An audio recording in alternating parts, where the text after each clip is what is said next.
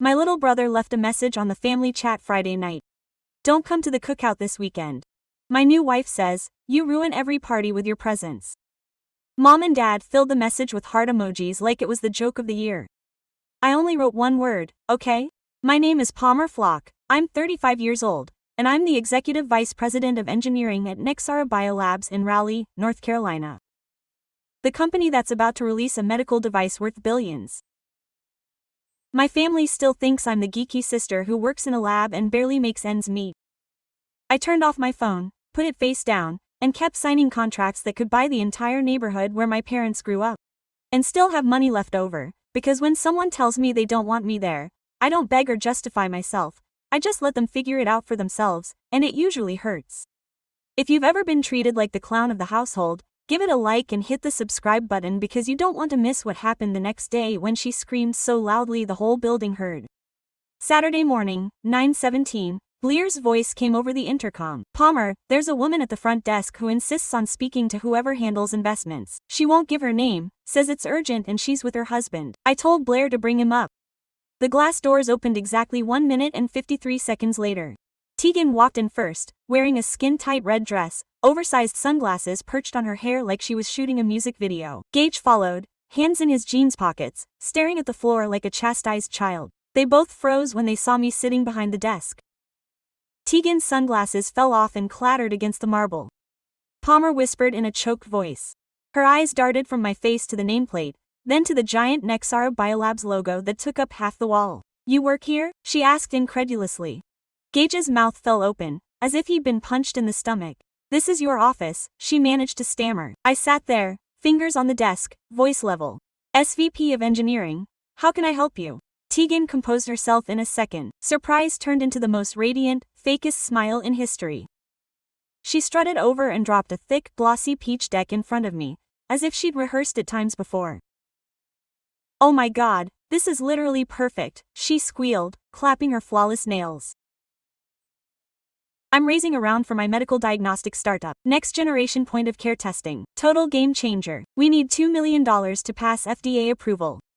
You're literally in the industry. You can write the check today. Gage finally spoke and nodded like a puppy. Yeah, little sister, it's a surefire hit. Family helps each other out. I didn't touch the dossier. They had shown up at my job on a Saturday during Memorial Day weekend without an appointment and were asking for $2 million.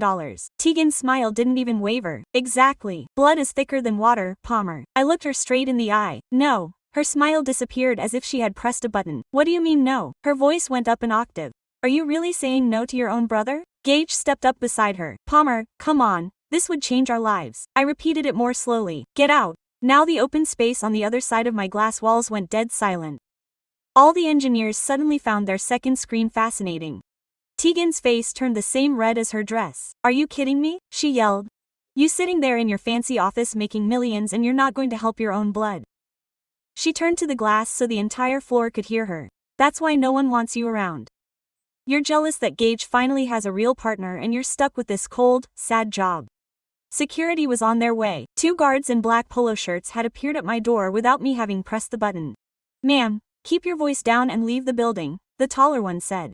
Tegan thrashed like a lioness. Do you know who she is? He's her brother. Gage grabbed her wrist. Tegan, let's go. She wrenched him away furiously. No, she doesn't deserve to be treated like dirt. The guards moved closer. One of them already had the elevator open. Gage looked at me one last time. His eyes were full of reproach. Are you really choosing this place over us? He muttered as they dragged Tegan into the hallway. She was still yelling something about lawsuits and how I was going to regret it. When the elevator doors closed, Blair stepped in. Your brother's wife is special, very special, he said. I opened the peach deck just enough to see the cover. Tegan Ashford, CEO and founder. Gage's name didn't appear once. I shoved it in the shredder and watched it turn into streamers.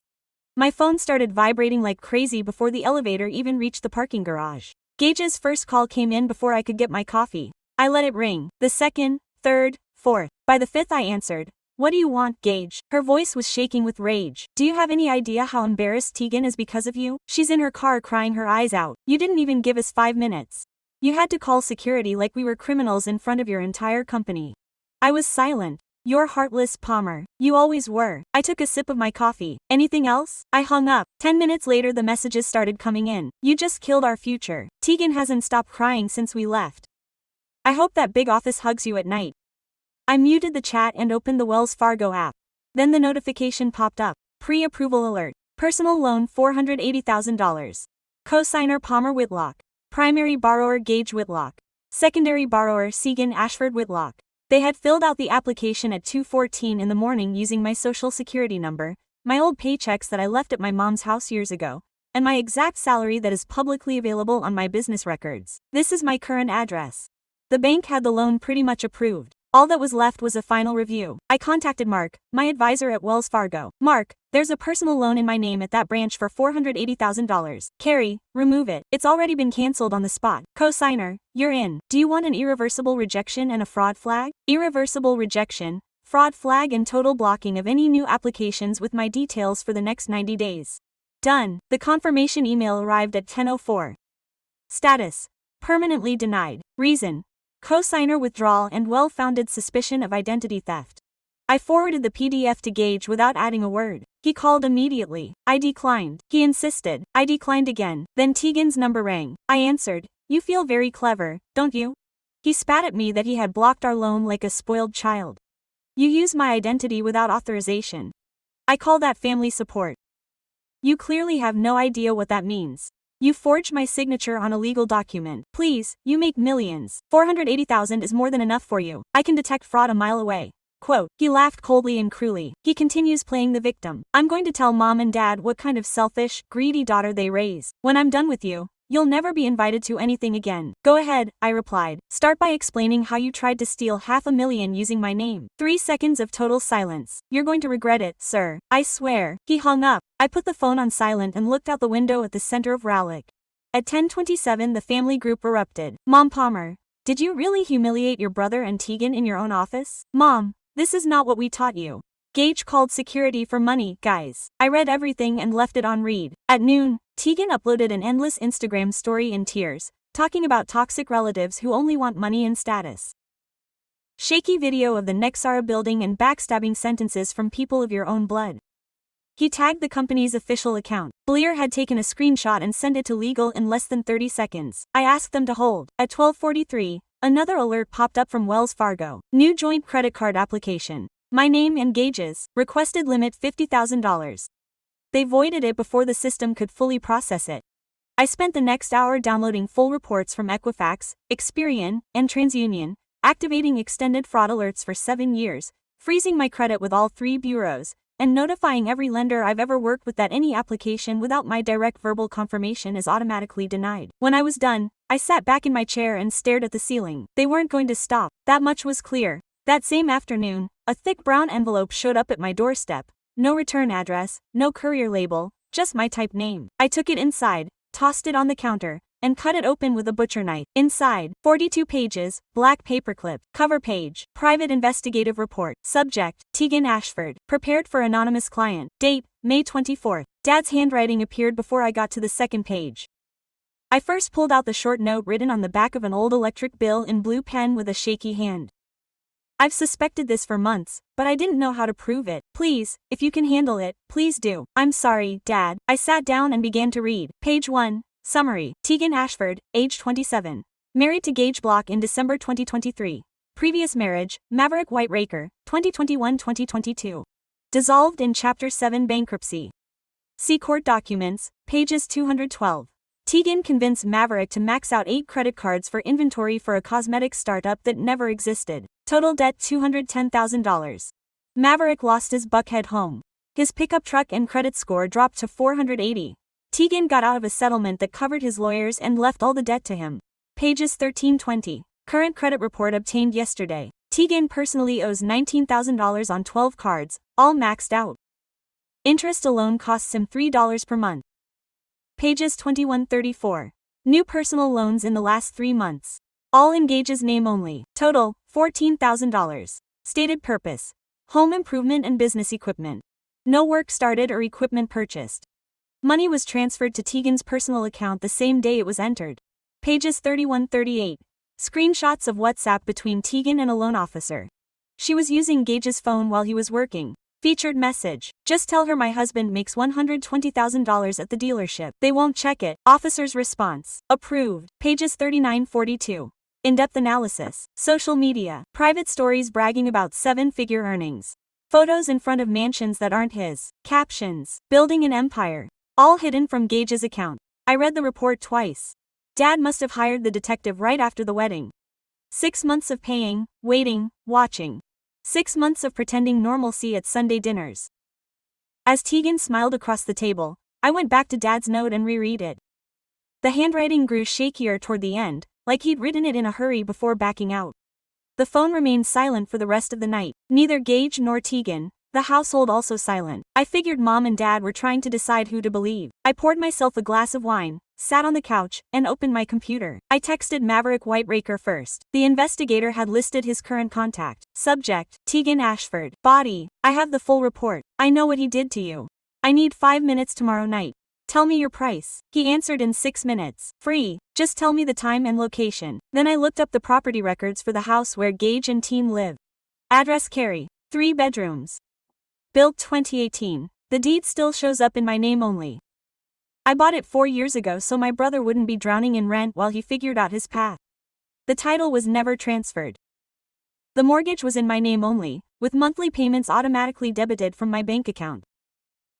I logged into the lender's portal and canceled the automatic payment. Then I scheduled an email to my real estate attorney for first thing Monday morning. Subject: start the official eviction notice process. Deadline 30 days. I closed the computer, picked up my father's letter again, and ran my thumb over the dried ink. He hadn't asked me to fix anything, he hadn't begged, he had simply handed me reality exactly as it was and trusted that I would know what to do with it. For the first time all day, I felt something resembling serenity. Tomorrow would be Sunday. The barbecue was still 24 hours away, and I already had a pretty good idea of how this was all going to end. Sunday night, 9:10 p.m. sharp, my Subaru pulled up the driveway to Carrie's house. I left the engine running and the high beams on. Maverick Wicker climbed out of the passenger seat, his steps silent and steady, holding a thin manila folder. He had landed at RDU Airport just 2 hours earlier. On the last flight out of Atlanta, I had covered the cost of the ticket. The same man who had once been Thanos. He still refused any kind of money. Cage opened the front door before we could even climb the porch steps. Palmer, what the hell are you doing here? I walked past her without stopping and straight into the living room. Tegan was sprawled on the couch in leggings and an oversized sweatshirt, her finger swiping across the screen of her phone. She looked up and froze. Maverick came in behind me and slammed the door shut.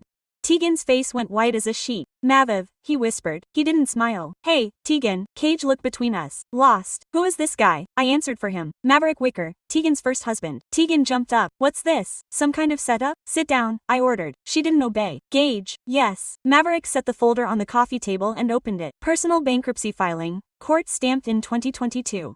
8 maxed out credit cards. A foreclosed home in Buckhead. His signature next to hers on every single page. He pulled out his phone, opened a folder of screenshots, and laid it face up.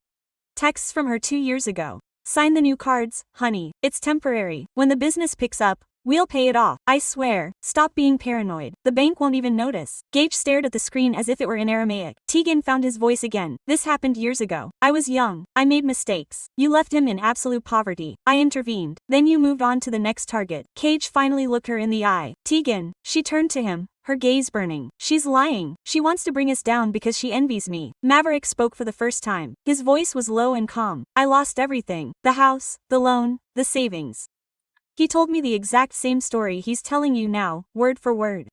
Tegan tried to snatch the phone from him. Maverick pushed it away. I reached into my bag and placed a single document on top of the bankruptcy papers. The deed to the house we were standing in.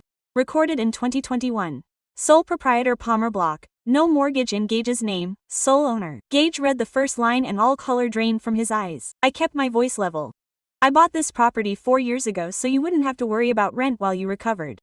The title never changed hands. The mortgage is in my name only. The insurance is in mine too. Tegan let out a nervous, high-pitched laugh. Are you bluffing? Would you really throw your own brother out on the street? I canceled the automatic mortgage payment this morning, I replied. And I've taken my name off every account, loan, and application you've ever touched. Gage stood slowly. Palmer, you can't. I can and I am. All financial support ends tonight. The house is mine. You have 30 days to leave. Tegan took a step toward me, an accusing finger. Are you cruel? Do you think you can? Maverick simply stepped between us. No, she gasped. Gage's voice broke. Are you destroying my marriage? You're destroying my life. I didn't say anything. She did it the day she decided to use you the way she used him. Tears filled Tegan's eyes.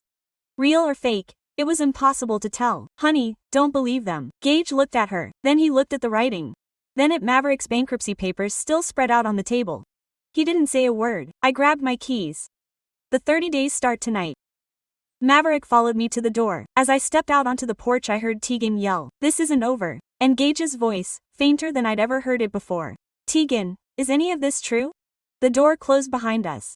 I dropped Maverick off at his hotel, thanked him, and drove home in complete silence. My phone remained off the entire drive. Gage started calling at 11:47 p.m. Sunday and didn't stop until the sun came up.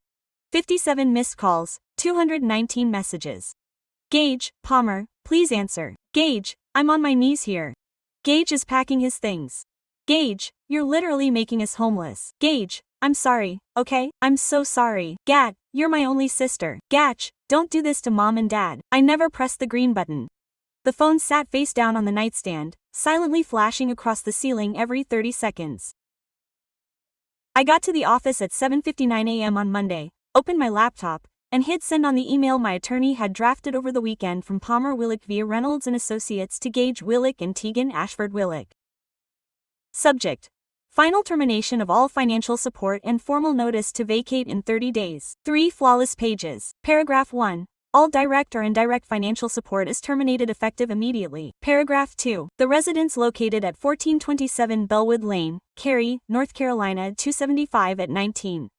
Titled solely in the name of Palmer Willick. Occupancy permit is revoked. Paragraph 3.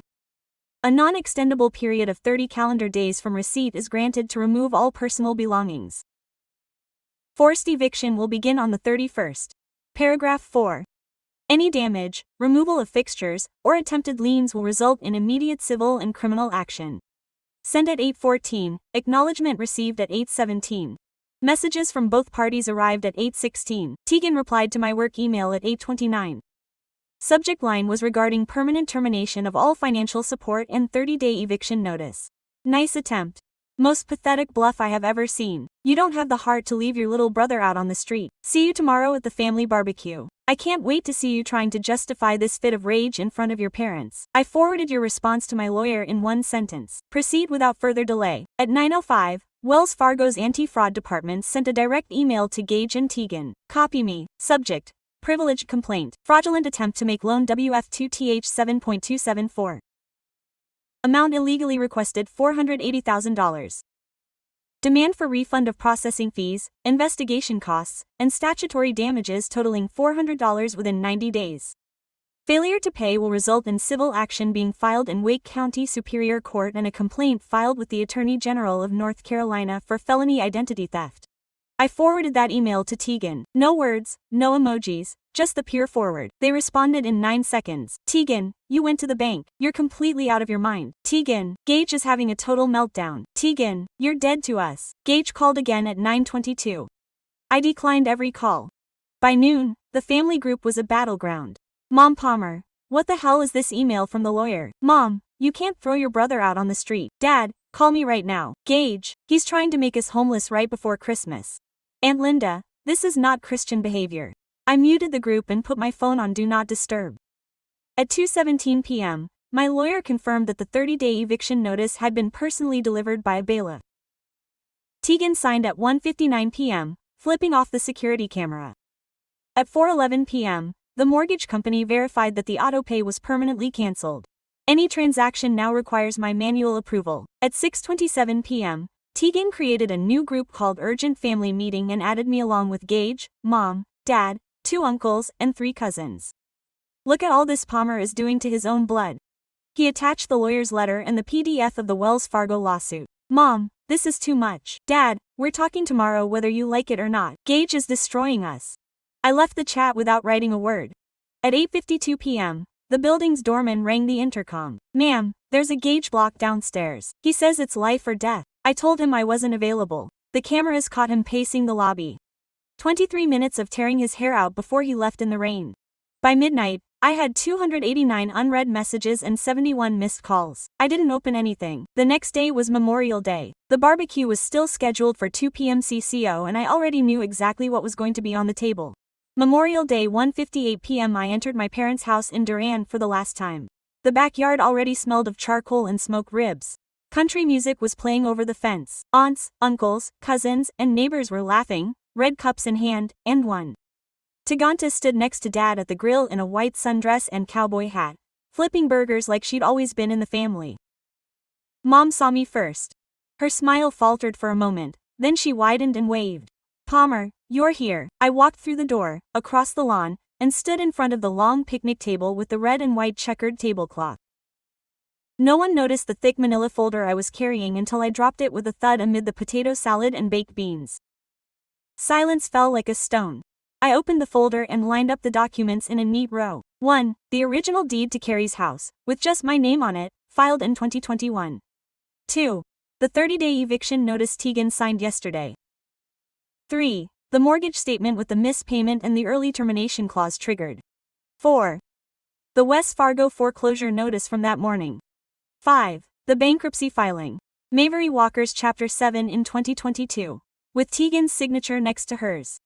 Every page was stamped and signed. Gage dropped his plate. Coleslaw spilled across the lawn. Mom's hand went to her mouth. Dad's tongs hung in midair. Tegan let out a high-pitched, nervous laugh. "What is this? Some kind of sick joke?" Gage stumbled forward and fell to his knees in front of me, his voice cracking. "Palmer, please fix everything. I'm leaving you. I'll do anything. Don't do it in front of everyone." I looked down on him. "You had 30 days. You wasted them lying." Tegan stepped closer, cheeks flushed beneath her hat.